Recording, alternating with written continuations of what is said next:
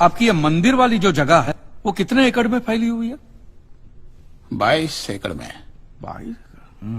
जिसमें 322 छोटे छोटे मंदिर हैं भगवान के। ओहो, माने भगवान का पूरा शॉपिंग मॉल ही सजा के रखा है।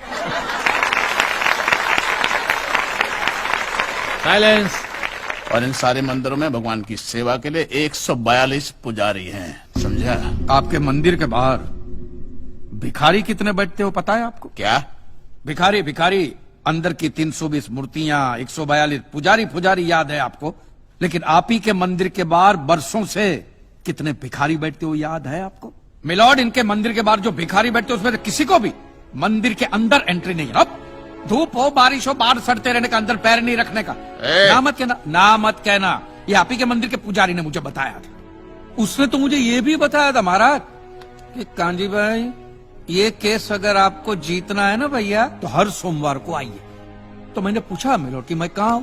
तो कहते हैं शिव जी के मंदिर में आइए और 1 लोटा दूध चढ़ाइए, फिर देखिए। मैंने बोला ठीक है, ये भी करके देख लेते। तो मिलॉर्ड में पहुंच गया मंडे को दूध का लोटा लेकर। ये लंबी लाइन लगी हुई, सबके सब हाथ में लोटा पकड़ के खड़े हुए थे ऐसे। मैंने सोचा अंदर जरूर कोई दूध पीने वाला होगा, वरना ये सबके सब गधे थोड़ी है जो ऐसे लोटा पकड़ के लाइन में खड़े। मेरा नंबर है, मैं अंदर गया, अंदर कोई नहीं था दूध पीने वाला, कोई नहीं। बीच में वो काला पत्थर पड़ा हुआ था, उसे शिवलिंग कहते हैं मूर्ख। हाँ शिवलिंग पड़ा हुआ था, और वो पत्थर मिलो, वो पत्थर दूध था। और वो पत्थर के बिल्कुल बगल में से छोटी सी पतली सी नाली में से वो सारा दूध बाहर की ओर जा रहा। मैंने बोला कि यस, बाहर तो कोई खड़ा ही खड़ा होगा दूध पीने वाला। देखा बाहर भी कोई नहीं था। वो सारा दूध मिलो उस नाली से निकलकर बाहर गटर में जा, टोटल वेस्ट। और वो गटर को लग के एक भिखारी खड़ा हुआ था, बेचारा 4-5 दिन का भूखा होगा महाराज, भूख के मारे वो कांप रहा था। उसको शायद ये दूध ही पीना था, लेकिन गटर में से कैसे? तो उस भिखारी को मैंने मेरा दूध का लोटा दे दिया, और दूध पीकर उसने मुझसे क्या कहा पता है? भगवान तेरा भला करे।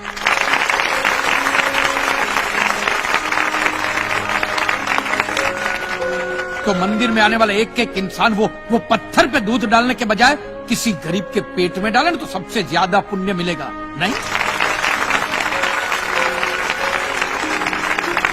और हाँ मौलवी साहब, किसी दरगाह पे फूलों की चादर उड़ाने के बजाय किसी नंगे फकीर के बदन पे कपड़ों की चादर उड़ाई जाए ना तो अल्लाह को बहुत खुशी मिलेगी। और जीसस के सामने मोमबत्तियां जलाने से अच्छा है किसी गरीब की झोंपड़ी में जलाइए, तो उसके घर में कभी अंधेरा नहीं होगा। क्यों, तुम भी भगवान को नहीं मानते क्या? अरे मैं खुद भगवान हूँ। अच्छा, तो मैं अमिताभ बच्चन हूँ। देखो कांजी, दूध, चद्दर, मोमबत्ती ये सब चढ़ाना एक प्रथा है। भगवान की पूजा अर्चना, इन सब का मूल्य तुम नहीं समझोगे क्योंकि तुम एक नास्तिक हो। जगत की मोह माया से तुम अभी तक मुक्त नहीं हुए। आप तो हो गए हो ना, आप तो बिल्कुल मोक्ष के दरवाजे पे खड़े हो। तो ये जो रीति रिवाज के नाम पे ढोंग चलते उनको बंद करवाइए ना महाराज। शनिवार को हनुमान जी की मूर्ति पे कितना तेल बर्बाद होता है पता है आपको? लोग 2 रुपये के 5 रुपए के सिक्के यूं करके मूर्ति पे चिपकाते हैं। हनुमान जी इन सारे चिल्लर का क्या करेंगे? कांजी भाई बिल्कुल ठीक कह रहे हैं। साईं बाबा अपनी पूरी जिंदगी गरीबों के लिए और गरीबी में जिए। जब तक वो जिंदा रहे तेल की एक एक बूंद के लिए दर बदर भटकते रहे, और आज उनके मरने के बाद उनके लिए करोड़ों का सिंहासन, सोने का मुकुट, किसके लिए बताइए महाराज। एक बात बताइए, जो भी भक्त भगवान की श्रद्धा से सच्चे दिल से भक्ति करता है उस पर तो उस परम कृपालु की कृपा दृष्टि रहती है ना? रहती है ना? आया ना? तो चलिए महाराज मुझे ये बताइए कि अमरनाथ और वैष्णो देवी की यात्रा पे जाती हुई बस नीचे खाई में क्यों गिर जाती? वो तो भगवान की भक्ति के लिए जा रहे थे, श्रद्धा से भजन गाते गाते जा रहे थे, तो भगवान ने डायरेक्टली उनको ऊपर बुला लिया। और आप मुझे एक गाड़ी ऐसी बताइए जिसका एक्सीडेंट हुआ हो और जिसके अंदर भगवान की मूर्ति या फोटोग्राफ ना हो। बताइए। I object my Lord. From day 1 ये आदमी बातों को यूं गोल गोल घुमा रहा है। मिस्टर कांजी, ये कोई डिबेट नहीं है अच्छे बुरे की, ये कोर्ट है और यहां प्रूफ चलता है। और हमारे पास प्रूफ है, इंश्योरेंस पेपर्स पर आपके सिग्नेचर्स। इसलिए लीगली आपको कोई हक नहीं बनता इंश्योरेंस कंपनी से पैसे मांगने। और जहां तक हमारा प्रश्न है, बीमा कंपनी के नियमों को हम नहीं मानते। अगर उन्होंने लिख दिया कि भूकंप जज साहब ने करवाया है, तो क्या जज साहब पैसे देंगे? इसी तरह पॉलिसी में भगवान का नाम लिख देने से भगवान पैसे देने के लिए प्रतिबद्ध नहीं होते। अगर आप चाहते कि भगवान आपके पैसे लौटा दे, तो ये प्रूफ करो कि ये भूकंप भगवान ने किया है। किया ही है ना? इन राइटिंग है, कहीं लिखा हुआ तुम्हारे पास है? Any proof? मिलॉर्ड, ये mister kanji, court of law में सिर्फ दलीलों पर फैसले नहीं होते। आपकी दलीलें, आपके आर्गुमेंट्स आम जनता के लिए कितने भी वैलिड क्यों ना हो, लेकिन अगर आप उन्हें साबित नहीं कर सकते हैं तो उनका कोई मतलब नहीं।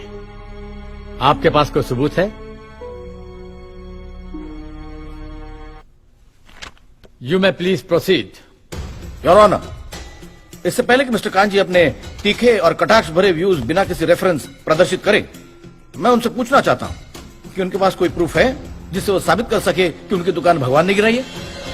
मिलॉर्ड, अब जो सवाल मैं पूछने जा रहा हूं उसके लिए मुझे एक ज्ञानी पंडित की जरूरत है। तो आप मेरे जो भी कोई ज्ञानी पंडित है वो यहां पे आए, सिर्फ ज्ञानी आए, ज्ञानी। हाँ, आप बैठ जाइए।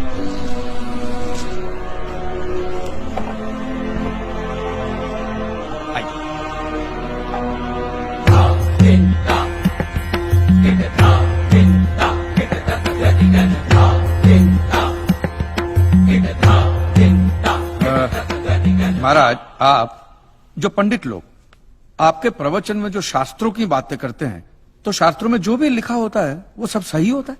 100%। ऐसा कहां लिखा है? ये तो आप कह रहे हैं। गीता में लिखा है। अच्छा, क्या लिखा है गीता में? गीता के 4थे अध्याय का 40वां श्लोक,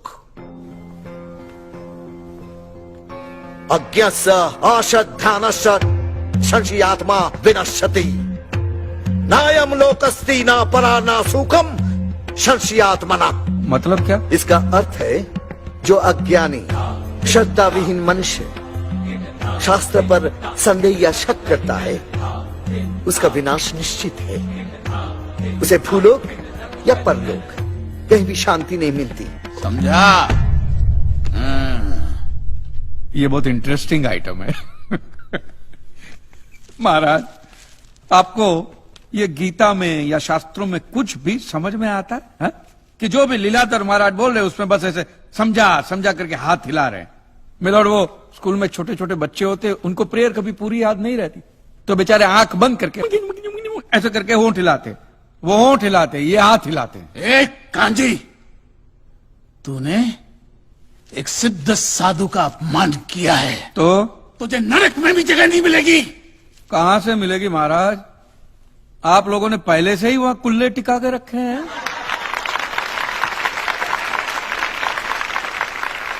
तेरा ये दुस्साहस नास्तिक!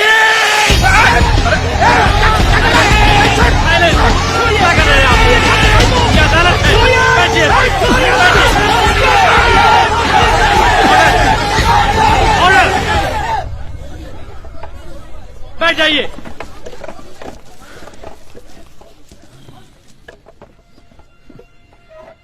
दुखेष्वनु द्विग्न मनः सुखेषु विगत स्पृह वितराग भय क्रोध स्थित धीर मुनि रुच्यते। अध्याय 2 श्लोक 56वां। अर्थात जिस मनुष्य के लिए सुख और दुख समान अवस्था है, जो भय और क्रोध से मुक्त है, जो स्थिर बुद्धि वाला है ना, वही सिद्ध पुरुष कहलाता है।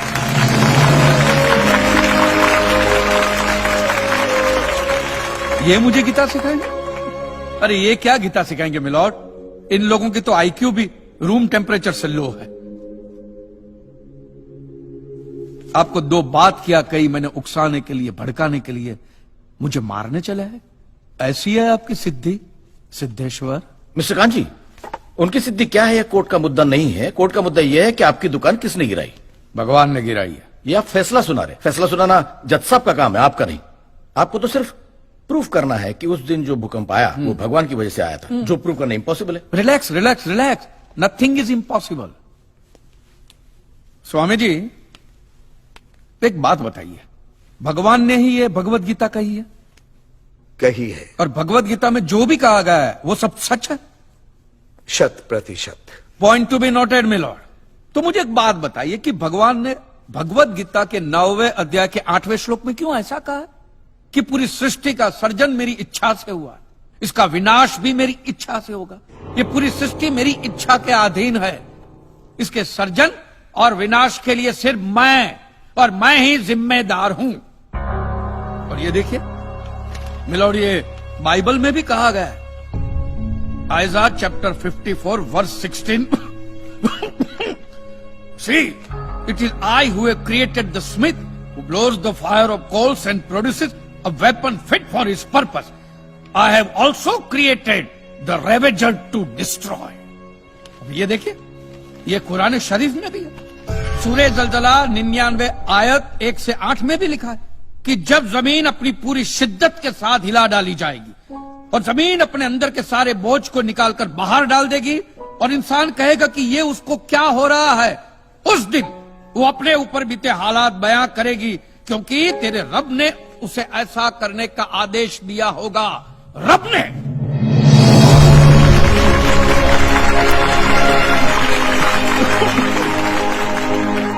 इन सारी बातों का मतलब एक ही होता है मिलोन, कि ये भगवान द्वारा किए हुए हुक्म से ही मेरी दुकान गिरी है। मतलब it is an act of God. ये सब ऊपर वाले की करनी है, और मेरे साथ साथ जिन लोगों का नुकसान ऊपर वाले की वजह से हुआ है उन सब के पैसे भी ऊपर वाला ही देगा,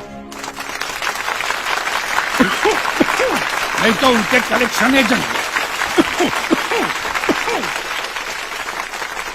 your honour, mister Kanchi Leeladhar Swami को बातों में फंसा रहे। सरदेसाई जी, क्या कर रहे हैं आप? अरे बोलने दो, उससे बोलने दो। अगर ये प्रूव हो जाता है कि भगवान है तो हम लोग पैसा देने से बच जाएंगे। अच्छा, पूरा दोष अब आप हम पर थोपना चाहते हैं।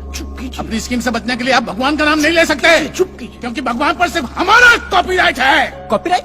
अरे 2 मंदिर क्या बनवा दिए? भगवान आपके बाप का मालूम है? खबरदार, हमारा संप्रदाय तुमको छोड़ेगा नहीं। क्या कर रहे हो? साइलेंस। रिलैक्स। आज तक तो मिलॉर्ड सिर्फ इतना ही सुनने में आया था कि भगवान की आरती होती है, आराधना होती है, यज्ञ वगैरह होता है। आज तो ये भी सुनने को मिल रहा है कि भगवान के कॉपीराइट भी होते हैं। भगवान के कॉपीराइट ऊपर वाले की ब्रांड बना दी है इन्होंने। आज मुझे विश्वास हो गया है कि भगवान नहीं है, बिल्कुल नहीं है, हो ही नहीं सकता, क्योंकि अगर वो होते तो उसने आप जैसे पाखंडियों को तो कब का उठा लिया होता। मुझे जो करना था वो मैंने साबित कर दिया है मिलोन। अब इसका पूरा फैसला